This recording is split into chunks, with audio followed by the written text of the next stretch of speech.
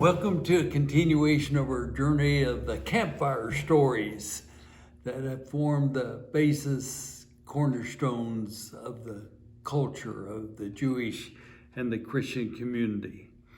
And for the next 3 weeks, we're going to study the first story of creation.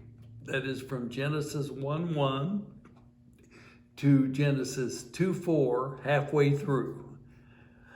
And so these are the two campfire stories. And the first 5 books of the library were first composed after Israel had occupied what they believed was their promised land and had become a monarchy, soon separated into 2 kingdoms, the north and the south. And one of the simple ways to explain much of the composition of these books is that all of the varied traditions of the Hebrew people were incorporated into the Torah, the first 5 books of the Bible, sometimes referred to as a Pentateuch. But a Jewish rabbi reminded me how misleading to refer to these books as the Torah, because the Torah means the books of the law. And he said they really were not written to be a legal document, the way we understand law. The word can better be defined, according to this rabbi friend of mine, as the books of teaching or the books of instruction.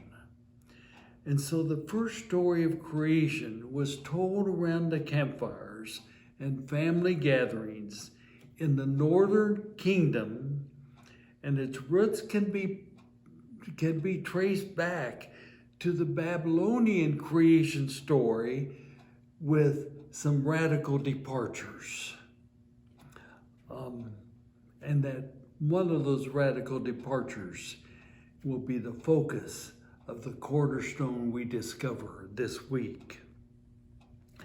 Now, the word used to describe the divine in the first story of creation is Elohim, Elohim. Interestingly enough, Im is a plural suffix in the Aramaic languages, which is consistent with Genesis 1:26. It reads, "Let us make man in our own image," referring to Elohim, the divine, in the plural. Let us make man in our own image. This underscores that monotheism, the understanding of one God rather than many, became dominant in the thought of the Hebrew people after Genesis was written, several centuries.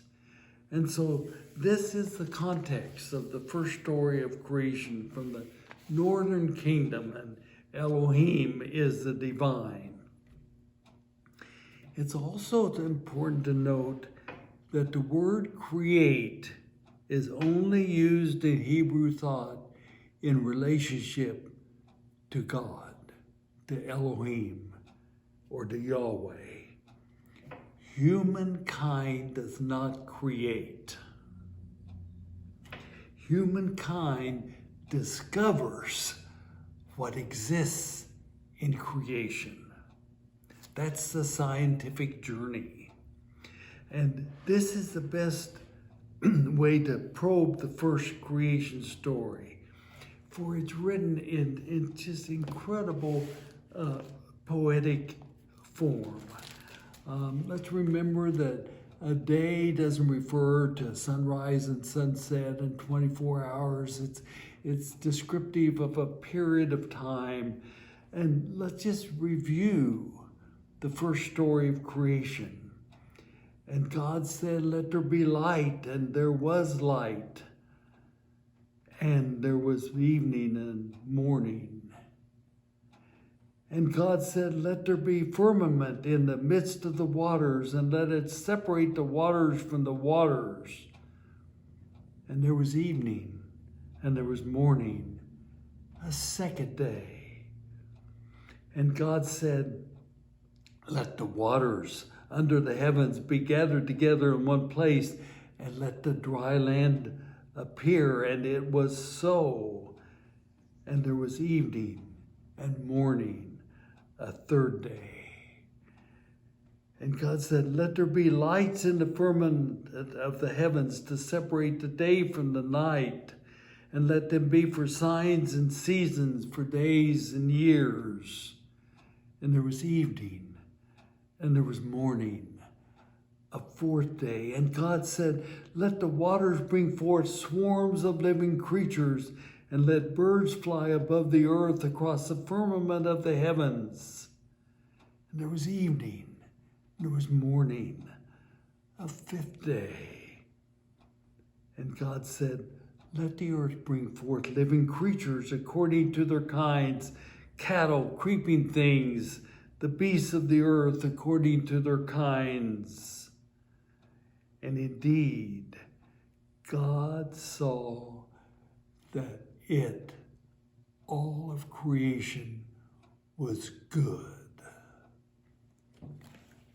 That's a profound statement amidst this beautiful poetic rendition of evolving creation. At the conclusion, at the interlude of this poem, is the statement that all creation is good. The beauty of a sunrise, the raging storm, all is good. The serenity of vegetation and the roar of the wild beast, all is good. For the hearer of the Campfire story, the meaning is clear. Nature is in harmony with itself. There's a sacredness about the sacred order because its origin is in the divine. The setting for the creation story, the first creation story, is the cosmos, the planet Earth, over against the setting of the second creation story, which is simply a garden of Eden. Now, whether creation is understood as a phenomenon of bringing order out of chaos or creating something out of nothing, both ideas are found in ancient Near Eastern thought. The first story of creation is clear.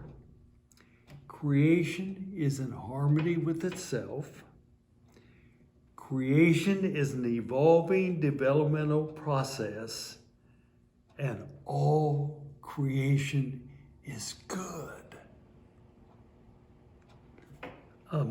It's interesting to ponder whether Charles Darwin, in his thought and work on the theory of evolution, might have been inspired by the first story of creation.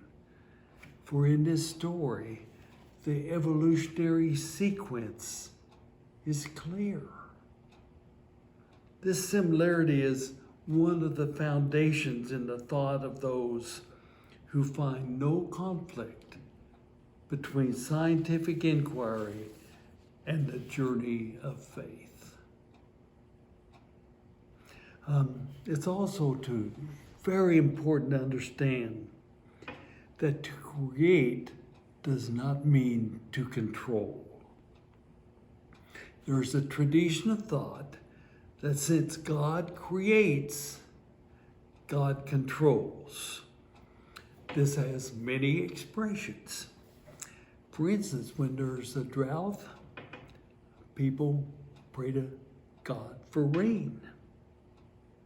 When a tornado is headed in one's direction, the prayer is for protection. which practically is a prayer that the tornado might hit and hurt someone else, not me. See, the creation story does not imply or teach that God controls what God creates. The word translated create is different than the Hebrew word that's translated control. The God of creation is not a nature God that controls nature. In street language, you might say, Mother Nature, the dynamic of natural forces which cause natural events to occur, is distinct from the Creator God. See, the question, why did the composing scribes include this story of creation? The answer is deeper than simply wanting to be sure the northern kingdom deserves to be included.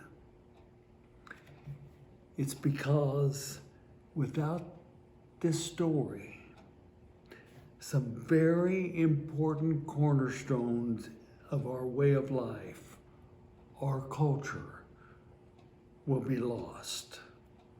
And the first cornerstone is creation. All of creation is good. For you say, the interlude in the creation story is, and God said, it is good. This is the uniqueness of the Elohim story and sets it apart from those earlier creation stories I referred to in the Aramaic and Babylonian culture.